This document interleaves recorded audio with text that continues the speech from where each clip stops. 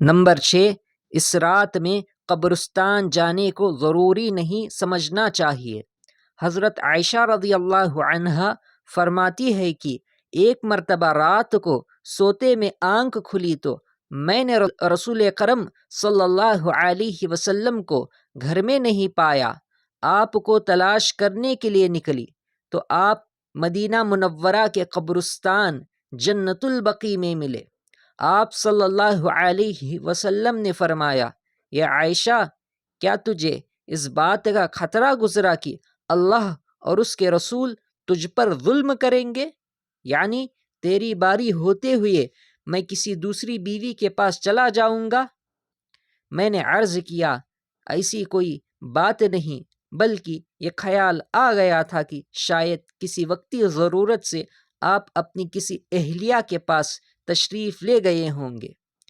آپ نے فرمایا، میں کسی کے پاس نہیں گیا، یہاں بقیع آیا ہوں۔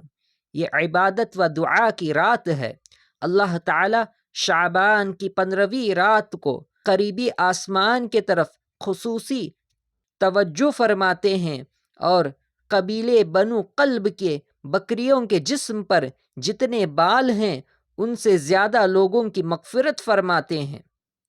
یہ حدیث بتاتی ہے کہ اگر کوئی شخص حضور اقدس صلی اللہ علیہ وسلم کی اتباع میں قبرستان چلا جائے تو اسے انشاءاللہ اجر و ثواب ملے گا، لیکن کیونکہ نبی کریم صلی اللہ علیہ وسلم سے اپنی پوری زندگی میں شب بارات کے موقع پر صرف ایک مرتبہ قبرستان جانا مروی ہے، اس لیے شب بارات کے موقع پر کبھی کبھار جانا چاہیے۔